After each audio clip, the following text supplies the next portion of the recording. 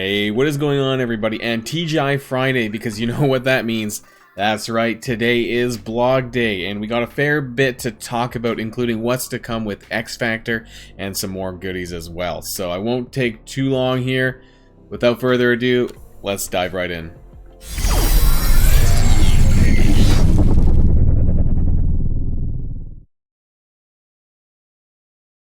Alright everyone, so in case you didn't know and you didn't see on social media, on Facebook and on Twitter, they posted a photo of Multiple Man on their page, so we kind of expected this to come today in this blog post, and looks like it is.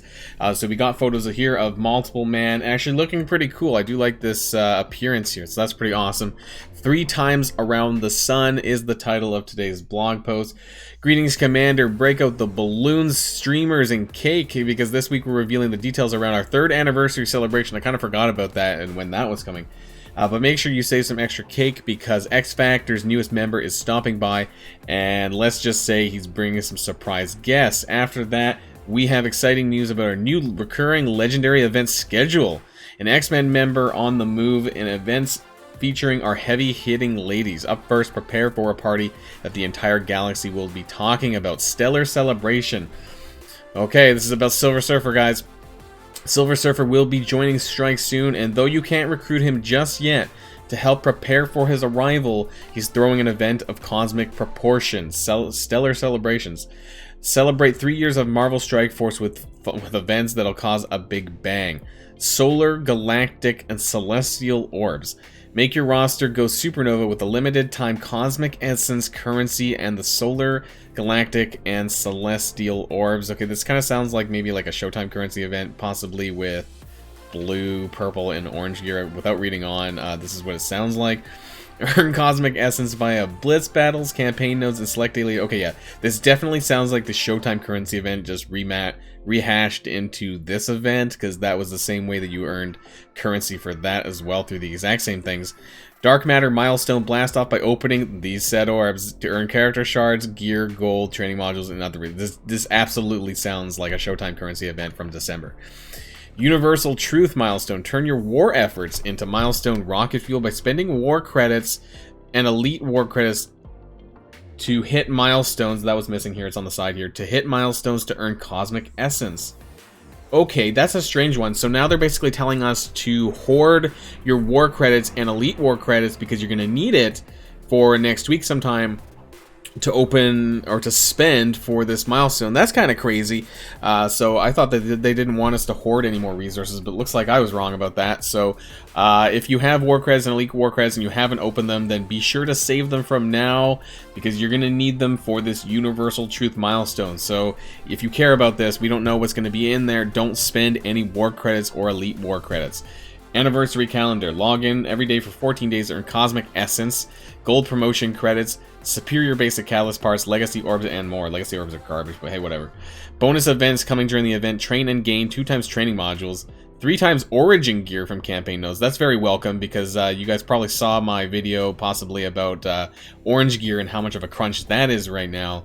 Geology bounty, 2 times iso crystals. That's a new one. I haven't seen that one before either. Energy overload. This is pretty. This is the old rather. When refreshing your campaign energy, earn 2 times the amount. So a 50 power core refresh will give you 240 energy, and this one's nice as well. All right, and so here we are on to Multiple Man. We are going to skip through the origin stuff, which is this first paragraph here. As a member of the X Factor team, Multiple Man is a unique protector with high health and resistance. He uses dupes to protect himself and his allies. Instead of using a classic taunt, Multiple Man's dupes heal Multiple Man when they die, as well as steal positive effects from enemies and then spread them to Multiple Man. And because taunt gets applied to the dupes, Multiple Man gains an advantage against characters who specialize in breaking down a single protector. Multiple Man works best when paired with Polaris and the rest of X Factor, as Multiple Man's special ability clears negative effects from himself if Polaris is an ally, so Polaris is definitely confirmed to be coming. And his passive ability increases resistance for all X Factor allies. Alright, so find strength in numbers with Multiple Man. Hero City. That's interesting. So this might be the first City Mutant character to come to the game. So that's interesting. Hero City Mutant Protector X Factor. Basic 1-2 punch attacks primary target for 320% damage. This attack gains 10% damage per dupe ally. Alright, let's see what's going down here. Helping Hand, 3 out of 3 energy, so available on turn 1. Summon 2 dupes, remove all negative effects from all dupe allies, apply taunt and death proof to all dupe allies. If Polaris is an ally, clear all negative effects from self, gain immunity for 1 turn. Okay, that's kind of interesting. Ultimate 1-man army, 6 out of 8. Summon 9 dupes. Would that even fit on a team? Like, because there's only a maximum of 10 people that can show up, right? So what is this going to... 9? That seems a bit excessive. Apply offense up for 2 turns and 2 counter to all X-Factor and dupe allies. I mean, realistically, if people aren't dead, you can only summon another 5. That's crazy. But I guess if some of them are dead and he's the only one available, I suppose, then technically you could have 10. I could see this being out of hand, really, in fighting him as an enemy. Fill speed bar by 30% for all dupe allies. It is a cost of 8, and so this will not be available until, I believe, turn 2, I think, if I'm getting that right. Madrix Prime, the passive. When an enemy attacks multiple man, summon 1 dupe. Wow. On death of an ally dupe, heal 5% of this character's max health. That's okay, it's not a ton, but interesting. On War Offense, summon an additional dupe when multiple man is attacked. On spawn, summon 2 dupes. Gain 30% resistance. Non-summon X-Factor allies gain 30% resistance. So, okay, so they're trying to make X-Factor a War Offense team, or at least in the presence of multiple man, this might be the case. Not to say that you can't use him outside the team, of course, in other game modes, but interesting that he is a city character, so for Dark Dimension this will not allow you to use the same characters across the board. The dupe has Hero City Mutant, so these are the same things. Basic All for One, attack primary target for 320% damage, plus copy and clear 1 positive effect excluding regeneration. It's kind of weird. Spread all positive effects excluding taunt and regen to multiple man, so that's kind of cool. So I was wondering why this was different, but yeah, okay. So basically, that's pretty neat. This is really neat. 1 for all. On spawn, apply counter to the multiple man that summoned this dupe. It's starting to get a little bit confusing, but man, there's going to be a lot of clones, a lot of dupes of multiple man, and he's going to steal buffs and give it to the original one. So that's pretty cool. And on War Offense, every time he gets hit by any means, he's going to summon more. So basically, the field is going to be flooded, at least on War Offense. You know, the field is going to be flooded with multiple man. So crazy. And I really like the model. I think this is really cool. So I can't wait to see this in-game. Let's talk about the legendary event rotation. After 3 years of protecting Nexus Earth, Strike features an impressive list of legendaries. Yeah, we know. At this point, we're going to start running older legendary events more often as an added bonus for increased accessibility.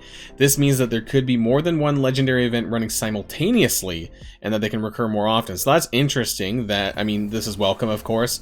You know, because I was saying that, you know, either characters need to become permanent, like Nick Fury was. You know, Star-Lord still needs that, or they need to run it more frequently. The bonus events that grant 2 times shards for required characters on campaigns will still run for those legendary events. However, instead of the daily login for 7 days that you would normally see, you'll receive an inbox message with the character shards required for the legendary event. 5 characters, 3 shards each. We're doing this to minimize calendar clutter when multiple legendary events are running and make the process more automated. So this is okay. I'm fine with this. If they're gonna like double the time, or the half the time in between the legendary events, this is great. We'll keep you informed of when future legendary events move into this increased recurring pattern, and thus when the character shards move from the daily login calendar to being delivered instead through inbox messages. Invisible Woman will kick things off with Now You See Me. So the next legendary event is going to be Invisible Woman, and she's going to be included in that. I think this new method. More legends will be added soon, so be on the lookout. So that's fine. It's been a while, I think, since the Invisible Woman event. I think it's been maybe around November. I don't remember when the last event was. So this is good for newer players, of course. Anyone building up the Sinister Six, make sure that you rank up or unlock Invisible Woman, because she is very useful. Break out your boombox, Star-Lord. So Star-Lord's coming back again as well. So it looks like Star-Lord and Invisible Woman might be simultaneous. But this is another thing that I think that Star-Lord deserves to be retired and made permanent, just like Nick Fury was. I really don't think that him and the Guardians really are all that anymore. I wouldn't even recommend building them too much for people unless you happen to get a 7 red star or something. Like, I just don't think that progression-wise that Star-Lord is the way to go for things anymore. But let's go on. Nexus Campaign Edition. So Beast is finally being moved to Nexus 5.6. Holy crap, guys. We finally are getting Beast farmable. Beast will replace Green Goblin, but yeah, he's being moved, or you can still find him. Maybe he had double nodes now. But yeah, Beast, Nexus 5.6. Great news. Great news there, especially for people wanting to build up Astonishing X-Men. People who are sitting on that 5 red star from the Showtime currency event. This is great news. So upcoming blitzes, looks like we have Star Power. Oh, sorry, America Chavez here for a Star Power blitz. And we have Scream coming, presumably next Thursday, for the Dark Dimension 4 City Blitz community poll that was up on Facebook and Twitter. So that's cool too. On top of Scream being available in Real-Time Arena Season 4 coming up soon, that should give you a great opportunity to get tons of shards for Scream if you need her. And bonus and flash events, we have a double Captain Marvel, Hero 6-9, and then we have the Sinister 6 for the Invisible Woman, double shards there for her. Oh wait. Yeah, okay, yeah, still having that. Neighborhood Watch, so city hero characters. This also includes Squirrel Girl in that now, because she is a city hero that's farmable in Doom War, and prepping for Block Party coming soon. And Payday event is also making its appearance somewhat soon as well. So yeah, this is all interesting stuff, but what's really interesting is that they're going to be making the legendary events way more frequently, so that is really great. Beast is going into Nexus 5.6. We have all this information on Multiple Man. He looks absolutely crazy, and I'll have to do a different discussion about this at another time, because there's a lot to digest here, and he, you know, it's a bit of a shame that they're putting on War Offense text here. Really don't like it when they do that. I prefer if it's just War only, but I could see this potentially getting a bit out of hand on War Defense, but it is what it is, I guess. So we'll start talking about that, and Multiple Man being the first, I'm pretty sure, first city mutant. I have to go double check that in the game, but I'm pretty sure this is the case, that he's the first city mutant. And this kind of makes me wonder, you know, if he's going to be a campaign event or not, and whether or not I want to use my mutant gear to take him into Dark Dimension 4, maybe, because, you know, I do have a lot of mutant gear sitting around, and I don't know what to do with it. I was thinking about a 4th member for Dark Dimension 4 City and had no idea, so maybe this might be what I'm looking for. So that's the end of this blog post, guys. It looked pretty good. This was a lot better than previous blog posts. Actually, I really like, I said, the appearance to Multiple Man. I like this green sort of trench coat here. Looks awesome. So definitely look out for more X Factor related stuff coming up, and I believe that the patch is slated for next Tuesday. Also, I have a YouTube live stream tomorrow at noon Pacific time on Saturday, so feel free to check me out there and look me up if you're looking to get some more Marvel Strike Force live stream going on. So otherwise, that's the end of this blog post video, and until next time, guys, stay safe, and I'll see y'all later. Boylon signing out.